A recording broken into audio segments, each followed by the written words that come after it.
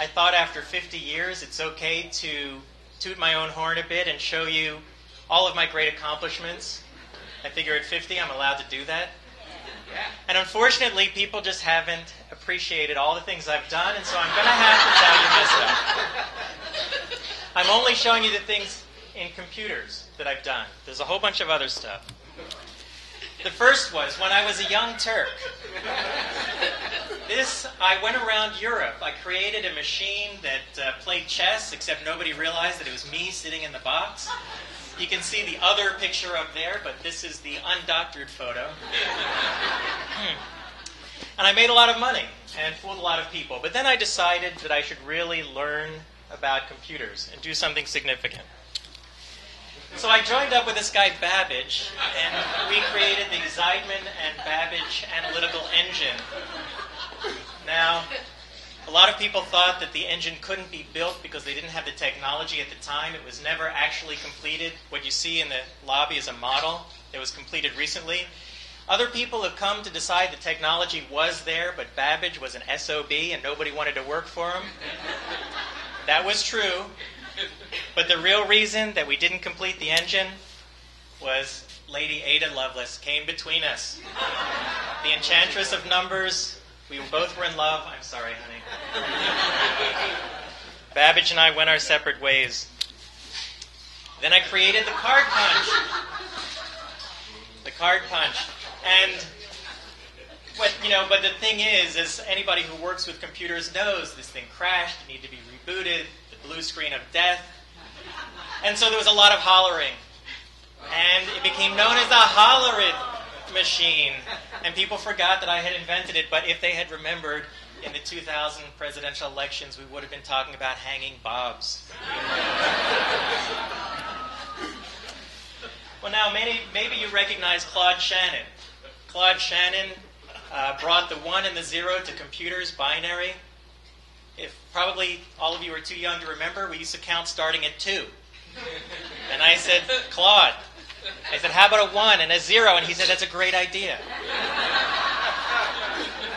Now, what you see here is I invented that game, the Milton Bradley game of Operation.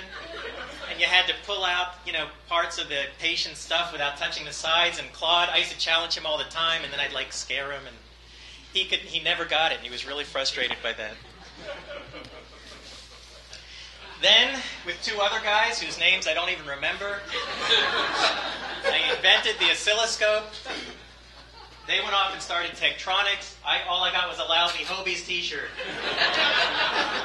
But I did get a free meal, so it worked out okay. Now, some of you may know about the Atanasoff-Berry Computer. This is controversial, but it's known by a lot of people to be the very first digital computer. And unfortunately, John Atanasoff's granddaughter was going to be here tonight. She's a friend of mine, but there was a family emergency. But what people don't know is it wasn't the Atanasoff-Berry Computer, the ABC. As often happens, there was a team of us working on this. It was really the Atanasoff, Berry, Cohen, Davidoff, Edwards, Feingold, Greenberg, Harrison, Ikenawa, Johansson, Kawasaki, Letterman, Mugabe, Niedermeyer, Ott, Peterson, Quincy, Rasmussen, Stevenson, Tomlinson, Updike, Vinegar, Wellington, Xavier, Yamamoto, Zeidman Computer. But of course, the media wanted a soundbite, and it became the ABC. But then I joined up with the ENIAC guys, Mockley and Eckert and Moshley. And I was the ENIAC go-to guy. You can see when they needed something, I got on my phone, I called up, I said, hey, von Neumann, which one of these switches turns on the machine? And he'd say, it's the 17th to the left, go down 4, it's green. And I'd say, okay, we got it, thanks. Then, some of you may know that I went to Cornell, and I worked on, a bunch of Cornellians here. But what you may not know about is the Cornell Mark I that I was instrumental working on. Unfortunately, Harvard came out with theirs just days before us, the Harvard Mark I, and Cornell Mark I was completely forgotten. How come they're sweating it when you have a coat on? Well, that's a good point. In Ithaca, it's cold, and these guys were, that's right, these guys were the, what do they call them, the polar bear programmers. I was not going to do that. Then there's Grace Hopper. I taught her how to program. Now, this is the last picture that I took, that it was taken at this company. There was a little thing that, they said, getting too friendly with the employees, I had to go. Nowadays they call it sexual harassment. But, Grace was a hottie, and I think you could hardly blame me.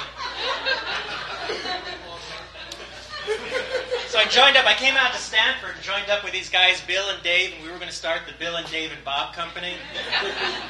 But, and I'm telling them, I said, hey, look, guys, this thing, all it's going to do is oscillate. It's just going to oscillate. And they didn't trust me. I said, look, it's going to oscillate. And they said, get off the damn machine and stop eating your lunch. You're getting crumbs on it. And I said, look, if something breaks, we'll go run down to Fry's and we'll pick up another one. What are you so worried about? But they kicked me out, started Hewlett-Packard. But that was okay, because the semiconductor industry was taking off in Silicon Valley. There's the Traitorous Nine. People have heard of the Traitorous Nine. We worked for Shockley. And Bill Shockley was an SOB. Nobody liked working for him, one of the inventors of the transistor. So we all got together to start our own semiconductor firm called Fairchild. And we went out partying, and we're drinking all night to the, cheering, toasting the mobility of an electron in P substrates, and, valence jokes about valence bands and stuff like that. It was really good stuff. And the next morning, I'm on the floor of the wagon wheel, and they've left and started Fairchild. And I'm like, hey guys, come on. I'm like knocking on the doors, and they've got their own semiconductor company. And so I was out in the cold.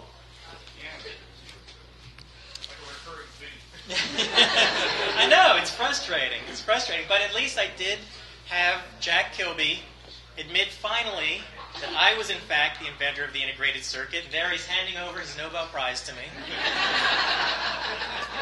You didn't know that the Nobel Prize is actually glass. It's Now, Al Alcorn is here somewhere in the audience. There he is, right over here. That's Al Alcorn, employee number 3 at Atari. But what Al doesn't like to tell you is that I was employee number 2.5. Okay? And here's the thing. Al and Nolan, they invented this great game, this video game that maybe some of you have heard about, called Ping. Okay? And those guys would watch it all day and thought it was terrific. And I came along and I said, hey guys, if you put these little things on the side, we'll call them paddles, and the ball hits them and bounces off, it'll be a lot more fun. People can actually do something, and so that became Pong. But do I get credit for it? No. And finally, almost finally, 2 Steves and a Bob started Apple Computer, but I was told that I wasn't taking it seriously. So I was asked to leave. Although I can say I think I could do better on Dancing with the Stars, but that's... Nice beard, Bob. So finally, my one accomplishment that has received recognition, and deservedly so, the biggest accomplishment in my career, as far as computers goes, the Silicon Valley Napkin. If you've heard of this, some of you may actually have it. You've heard of companies getting started on the back of the napkin. I took a business plan, put it on a napkin. Now, instead of having a blank napkin, you can just fill everything in, start your own company, become a multi-millionaire. And the absolute truth, I know you're not going to believe me, but the absolute truth, you can come back here this fall, and the Silicon Valley napkin is going to be on display in a special Silicon Valley exhibit here at the museum. Is